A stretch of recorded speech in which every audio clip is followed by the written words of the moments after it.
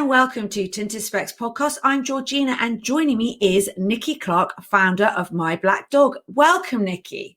Oh, thank you so much. Thank you for having me here today. How lovely. No, I'm so happy. And I know you've had a very busy summer, so this is the first time we could schedule in a chat. But before we get to that exciting stuff, why don't you tell everyone a bit about My Black Dog? Love to. So My Black Dog is a charity that I started, and it is a peer-to-peer support service for people who are struggling with their mental health. The one thing that makes us very different is that all of our volunteers have a lived experience, which means they've been through it before, they totally get it, they know how you feel. So if you are struggling with reaching out or talking to someone because you're worried about being judged or because you'll be misunderstood, that element is very much taken out of it, and you can just have a chat with one of our lovely volunteers. And it's a web service. It's not a phone line. I did that on purpose because actually I think it's very hard to say these things out loud, even though, you know, we talk about mental health a lot now and we say, talk about it. But actually saying things out loud about your mental health is really, really hard and much, much harder than people give you credit for. And, you know, we live in a digital age. It's easier to text than it is to talk sometimes. And it just gives you a little bit more of a safety net if you're worried about reaching out. So that is us. We are online, we are free, and we are online every day. So yeah, you are online every day. So during most days it's 7 to 10 p.m. And I think on a Saturday, say that again. 5 to 10. 5 to 10. I got that wrong. Sorry. 5 p.m. to 10 p.m. And on a Saturday, it's most of the day, isn't it? Yes, 10 to 3. Yeah, and they can get access to it from your website, which the link will be below. Mm-hmm. So, it was you chose to do it strictly online, so i.e. via text and not phone, because you felt it would be more beneficial. Yeah, but because I was thinking about when I went to go and see a counsellor and have help, it was always of a sort of a Thursday at sort of 4, and you're kind of like, what? How do I explain to work where I'm going? And I was trying not to tell them what was going on, and so I was saying, I've got physiotherapy and I've got to go at 4 on a Thursday, and they go, it's massively inconvenient. That's when we have our sales meeting. I can't really change it because it's taken me months to get these appointments in, and then I remember once it was so far away, and it took me kind of a bus and 2 tubes to get there, and you know. You just go there and then you release the kraken and all these things come out, and you know it's really emotional. And I remember once I had a session and I was just devastated by the end of it, and they went, time's up, and I sort of thought, what? And I tried to calm myself down and sort of went to the loo on my way out, but I couldn't stop crying. And I thought, I can't get on public transport like this. I'm just at a wreck. And I thought, what if I bump into someone I know, or how am I supposed to get back? And I was crying on the tube, and it was just the most awful experience. So I thought, actually, couldn't we do this from our homes, and wouldn't that be nicer? And this was pre-Zoom when I was, before, COVID hit and we were all Zooming all day. Zoom was a kind of a weird thing that nobody really did. And now we do it all the time and it's fine. But back then I thought, whilst the benefits of seeing a professional face-to-face are obviously great, but if you're just not up for it, couldn't you just talk to someone just in your jimjams at home, somewhere that it's comfy and cozy and you feel like mentally safe?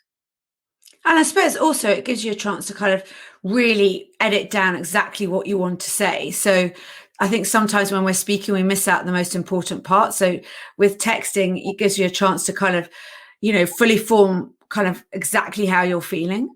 Yeah, absolutely. Because when you've said these things and it's out there and, you've said something terrible, maybe, and then you go, it's out in the ethos and I can't get it back. And what do I do? And it's just kind of, the fear of actually having put it into words, because when you put it into words, it suddenly becomes very real. And you've now said this thing and it's out there and you can't get it back. And now you wish you hadn't said it. And what's the person you said it to thinking? And all these kind of feelings I know I had. I know that lots of other people have had when they're sharing experiences about their mental health.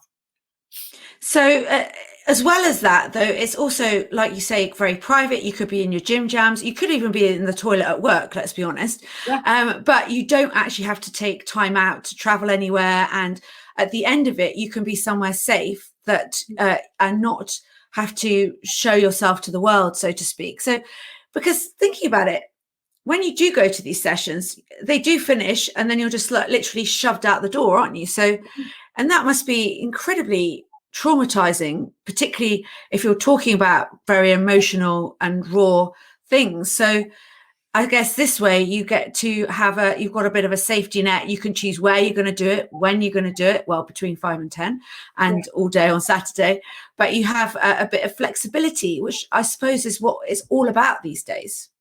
Yeah, absolutely. It's just that softer landing, as I said, because when you're trying to reach out, you don't want to make it a really big deal, because when you see your family and friends, let's be honest, when you're meeting up with people, it's normally a happy occasion.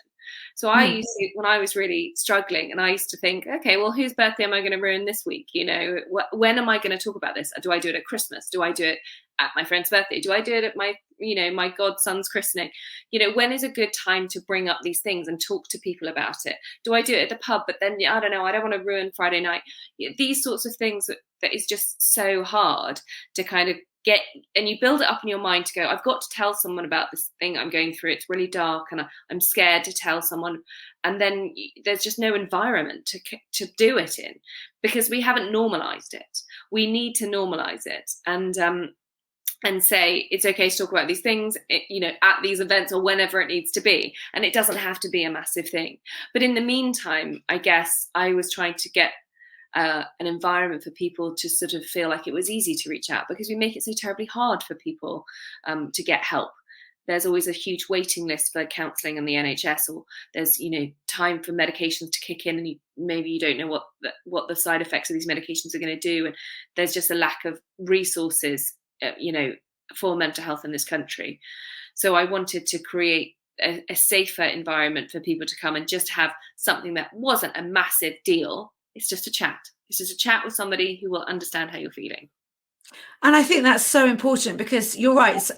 It's very difficult to have to share these things with your family and friends, knowing that they might not listen in the most appropriate, way, or might not be able to give you the support that you need.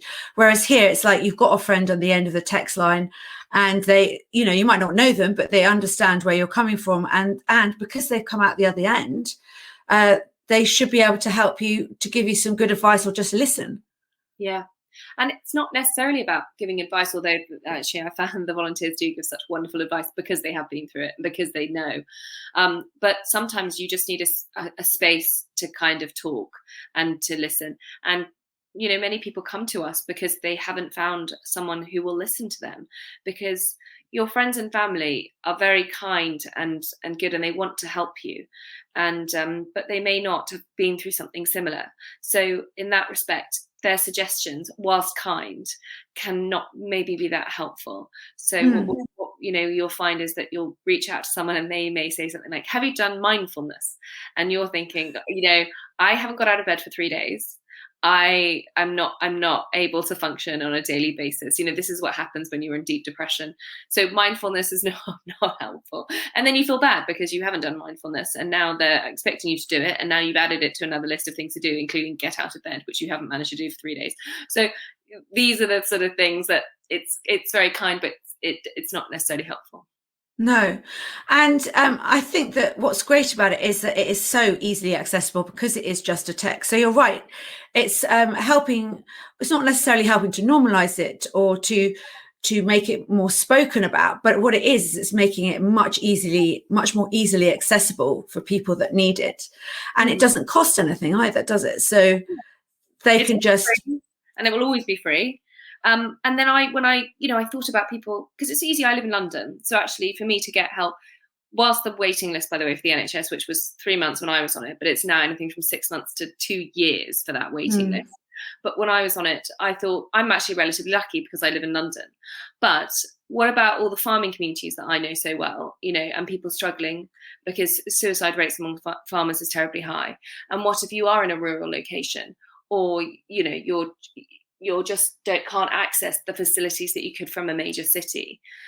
Those things, that's also where the service is quite handy, because it gives you at least a stopgap while you try and find that professional in a big city that you can find the time to go to, and it's going to take you a 40-minute drive or whatever to get there.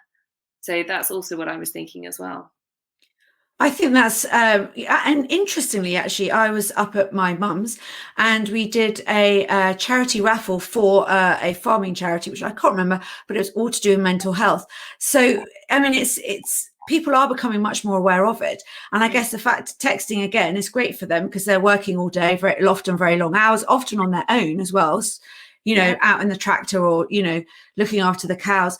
So, I think that it does make it much more easily accessible, and they don't have to. There's no drama about it, is there? You literally just pick up your phone and go for it. So obviously, it is voluntary run, I should say, and it is free. So how are you going about funding it? What kind of things do you do to help get some money in for My Black Dog? So at the moment, we have been very, very lucky because we've had lots of private fundraisers. We have no government grants or funding from the government in any way. We would obviously like it, but we are a very small charity. So when we started off, we had a fundraiser that helped us get off the ground. And then, you know, COVID hit. And we thought, well, not only are we ideally placed during COVID times for people to get help for their mental health, but we don't have any money. And we're going to be busier than we've ever been before. And it was a 2,030% increase in a year. So it was hugely, hugely popular. But we saw some really lovely people just do private fundraisers for us. We had Eddie Temple Morris, who's our patron. He did a Musicians for Mental Health auction where we had some lovely donations from people such as Dua Lipa and Muse and The Prodigy, who gave us some items to auction off, and we managed to do that. We were very luckily invited to Carfest, which is Chris Evans's festival, and so we were there this year, and that has helped us really keep going and to grow, because we need funding, obviously, because we're growing very, very fast. So we went from having, I don't know, because we started very early on. It was not very early on. It was 2019 when we became a charity, and then we saw this huge increase. So we went from being a tiny, tiny team with a few volunteers to having 80 plus volunteers and, you know, 650 chats a month. So that's the kind of scale up that we've seen. That's huge. And I suppose also the other thing is by doing these fundraisers and being at Carfest, you're raising awareness of My Black Dog as well, aren't you? So more people are aware of it, which could potentially increase the number of people that get in touch as well. So I suppose it's a good double-edged sword, isn't it? It's you know, you're hopefully getting a bit more money, but also you're getting people more aware of it, so that if they need to get in touch with you, that they can. Yeah. So in the future, how will My Black Dog kind of work? I mean, obviously we're going into the winter again now. And by the way, I love the name of the charity, because for me, I understand it straight away. I did look it up in the dictionary and it's exactly what I thought it was. So I was very happy. Yeah, thank you so much. I love it. The little symbol of the little black dog. It's just, you know, I think it's a very positive thing to have a black dog. I really do. And it doesn't have to be anything scary or anything like that. Although, you know, it can be when you get bitten by the dog, it does hurt. So, but I did want to make it a positive image. And I think that little black dog is just a lovely idea of having, you know, a companion that is with you, that it can sometimes be a bit mean and sometimes but if you can control it, then it can walk with you and everything's going to be okay. Yeah, I think that's true. I mean, it's a bit like training a dog. You need to learn how to manage it, or how to be a good dog parent, I suppose, to help you. So over the winter, are you expecting a lot more people to get in touch? Yes, I would hope. I would think so. Actually, I mean, we saw a huge increase in numbers, as I said, during COVID, and then when lockdown started to ease and people were allowed to go out and see their families again, then we saw a little dip. But then we've seen it on the rise again. But don't forget, furloughs finishing. You know, that's going to cause a lot of people mental distress, and there's still a lot of uncertainty in the economy, and also people are moving a lot, so that causes a lot of problems too, and they're not sure about jobs, and we're just at a time of deep unrest in this country. So I think, and then you go into the darker months where you don't get as much sunlight, and that naturally is going to affect your mental health. So yeah, I think we can expect to see an increase definitely in the weeks and the years to come. when it comes to mental health in this country, because we are still so massively underfunded that it's very hard to kind of expand services and to get things in place. And the government has promised funding for this, but we have not yet seen it. So we can also, with the fundraisers, like you said, we are raising awareness, and hopefully the more people that know about us, the more people we can help. And that's the bottom line, really. We don't spend our money on marketing. We spend the money on core costs and on the technology. But the marketing side of things, we're trying to do things very slimline, and we don't have a lot of funds. So we don't spend it on marketing. So it's word of mouth and things like this that it's fantastic to get the word out. And just thinking about it, so your volunteers can actually work from home or wherever, or do they have to? Yeah. So that also makes it easier for them as well. So people who are thinking that this sounds amazing and they'd like to help, how could they go about helping as a volunteer or donating? How would they go about that? You can just go to the website. There's a form on the website that you can just volunteer with us, and you just fill out your details, and then we can be in touch. And then if you wanted to donate, very kind of you, thank you so much. There is a donate button or a QR code, and you can use either. But that would be absolutely magical. We are looking for volunteers right now because we are constantly growing and we are expanding, and we tend to do these things in drives. So we're doing another drive at the moment with volunteers. We're hoping to have 150 by the end of the year. Wow, that is amazing. So if people want to help out and they think they can, then they go to the volunteer button and go from there. And just for people who are going through all these changes you're talking about, I mean, we all are, aren't we? But for people that really want to reach out and, would like someone else to talk to you, what advice would you give them? It is okay. You feel very alone probably if you're struggling with it. Like so many people, you'll think I'm the only person that this is going on for. Like, I don't know how to handle it. I don't know who to talk to. That's normal. So don't feel there's something terribly wrong, because we do know that there are so many people that are struggling with it. So chances are your friends are also struggling, but you guys just haven't talked about it. So just go easy on yourself, and if you don't feel comfortable talking to your friends, and then come to somewhere like My Black Dog, where it's apart from your personal life, but otherwise just get your feelers out, pick someone kind, and just go for a chat, go for a walk. Just do it. I think that's really good advice. And I have to say, I mean, just talking about it makes me feel a bit emotional, if I'm honest, because it is such I just really feel for everyone that's going through, a really hard time, because it is so difficult. And I think this is such a fantastic way for people to get that little bit of help when they actually need it at the time they need it, not like in 3 months or 6 months time. Yeah. So I hopefully this will, make people more aware of it, and then they can get in touch as well. So Niki, so you obviously set up the business. You did set up in 2019. Yeah. And then the pandemic hit. So what have you learnt about kind of the business and I suppose yourself over this past 18 months? Gosh, it's been such a huge change in the business. I mean, we just went from 0 to 60 in no time at all. And I think the thing we had to learn was just pivot. You have to be very quick on your feet and learn. And we knew that we'd have a lot of people that needed help. So that was the driving force behind it all. When someone is struggling, they come to you for help, then you think fast. So we've had to think fast and adapt very quickly, because we were a model maybe built for 20 people. We suddenly had to change systems, change tech, change management and everything to try and help people, and not just help them, but help them to a really high level. There's no good in sort of having these chats if you're like, sorry, I've got to go because I've got someone else, you know what I mean? We have been at that point, but we do just try and get as many people involved and then volunteers as possible to try and handle the volumes that we've had, and we've just had so many.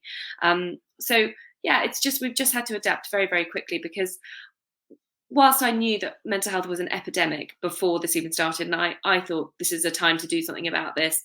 This is one of the biggest crises. I had no idea that then COVID was going to happen, and it would be such a huge situation in terms of mental health and globally. So it was quite scary, suddenly feeling like you're a dinghy in the tidal wave of things coming your way. But then thinking, well, actually, let's just not be a dinghy. Let's be a lifeboat, shall we? And just do as much as we can. And that's what we've been doing. So yeah, it's just think fast. I love that lifeboat because I have to be honest, Saving Lives at Sea is one of my favourite programmes on TV. if I ever have a moment when I'm like, I'm a bit bored, I watch a bit of Saving Lives at Sea. So yeah, but it's great because it's like a solid boat, you know, it can go through rough water, and you can fit quite a lot of people in a life raft as well. So or a lifeboat. So to me, that's a really good analogy. And also, it's worth mentioning you didn't have any experience in this before, did you? No, Running your own business. No, it's really my own personal experience of things. I mean, I have a background in sort of finance, and I was an executive assistant for a while, so I suppose you get to see how things are run. So I mean, but no one's done this before, I guess. No one's done a peer-to-peer chat service for mental health in this country. So I mean, for all of us, it's a new thing, and we're all going, okay, well, no one's done it before, so we've got no comparison. So let's just do it. Let's just do it anyway. And when I started it, I think there were lots of people going, well, poo-poo this and poo-poo that, and there's so many reasons that's crazy, no one's done it before. I said, no, let's do it because no one's done it before. And that's what's been so exciting about the whole thing. It's amazing. You must have had like a flashbulb moment where you were like, right, it's time to go for it. I just think also, I mean, the timing was incredible, really, for you to actually start right there and then. I mean, obviously, none of us knew what would happen, but I mean, I think that, it's just incredible, the timing. And I think that's speaking to a lot of people that have started new things. It just happened just before, this big change in our lives. So, yeah. Yeah, I mean, I'm probably the only person who wants to, walk myself out of a job, because I really would like the mental health crisis to dampen a little bit. But it is still very prominent, and you're right, it is exactly the right moment for this organisation. Yeah. Well, Niki, thank you so much. And I can't wait to see what My Black Dog is going to do next year. I know there's some exciting things in the pipeline. And it's been great chatting to you. I have to say, it's just the most fantastic idea to people just text each other. I mean, what more simple thing could you have? And to have someone on the end of the text who actually knows what you've been through and can, just give you some space or a bit of advice if you need it. So I think it's fantastic. All the details, everybody, will be in the comments below, or on the post on Instagram or Facebook, and I'll be linking to Niki's pages as well. Thank you very much, Niki, and I'll see you soon. Oh, thank you. It's been a pleasure.